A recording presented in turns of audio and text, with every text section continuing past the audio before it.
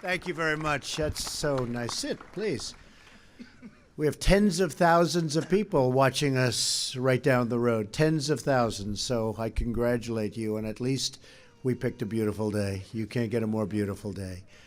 I want to thank our Vice President, Mike Pence, for that wonderful introduction. I also want to thank you and Karen for being true champions for life. Thank you, and thank Karen. Today I'm honored and really proud to be the first president to stand with you here at the White House to address the 45th March for Life. That's very, very special. 45th March for Life, and this is a truly remarkable group. Today, tens of thousands of families, students, and patriots, and really just great citizens gather here in our nation's capital. You come from many backgrounds, many places, but you all come for one beautiful cause: to build a society where life is celebrated, protected, and cherished. The March for Life is a movement born out of love. You love your families, you love your neighbors, you love our nation, and you love every child, born and unborn, because you believe that every life is sacred, that every child is a precious gift from God.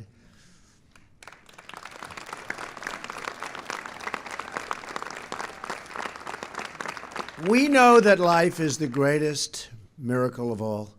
We see it in the eyes of every new mother who cradles that wonderful, innocent, and glorious newborn child in her loving arms. I want to thank every person here today and all across our country who works with such big hearts and tireless devotion to make sure that parents have the care and support they need to choose life.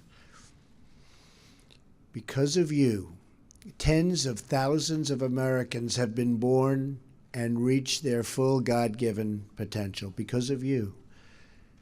You're living witnesses of this year's March for Life theme, and that theme is Love Saves Lives.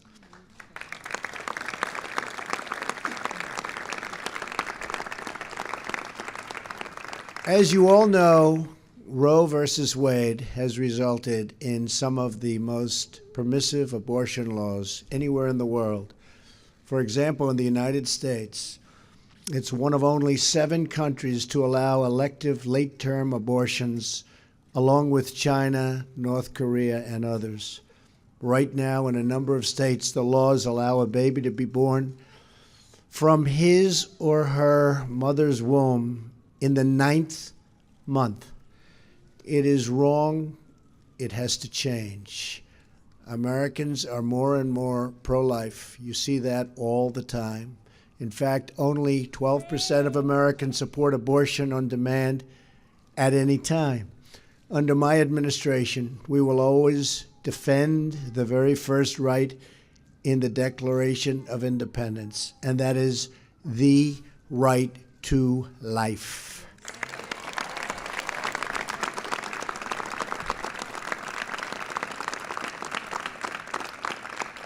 Tomorrow will mark exactly 1 year since I took the oath of office. And I will say our country is doing really well. Our economy is perhaps the best it's ever been. You look at the job numbers, you look at the companies pouring back into our country, you look at the stock market at an all-time high, unemployment, 17-year low, unemployment for African-American workers at the lowest mark in the history of our country, unemployment for Hispanic at a record low in history, unemployment for women, think of this, at an 18-year low. We're really proud of what we're doing. And during my first week in office, I reinstated a policy first put in place by President Ronald Reagan, the Mexico City policy. I strongly supported the House of Representatives' pain-capable bill, which would end painful late-term abortions nationwide. And I call upon the Senate to pass this important law and send it to my desk for signing.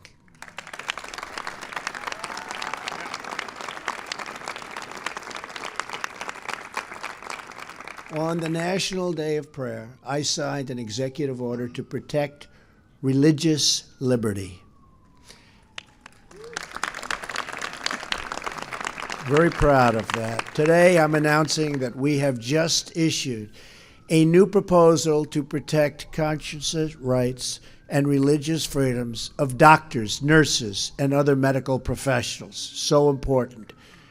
I have also just reversed the previous administration's policy that restricted states' efforts to direct Medicaid funding away from abortion facilities that violate the law.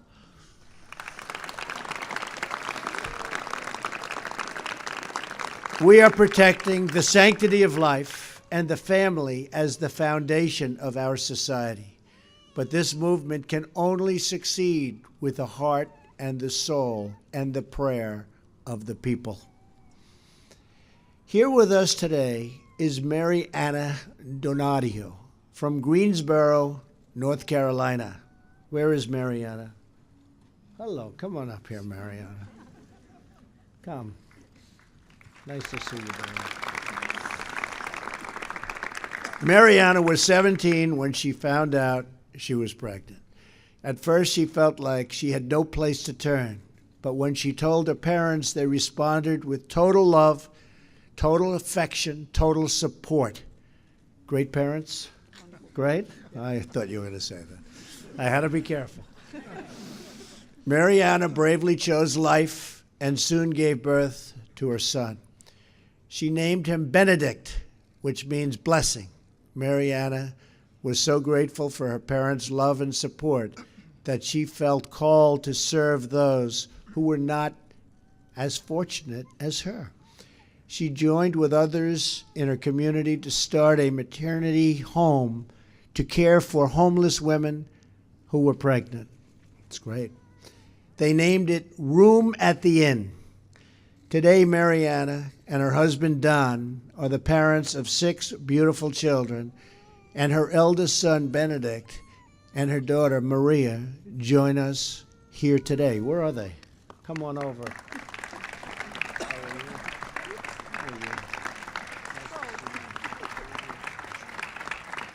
That's great.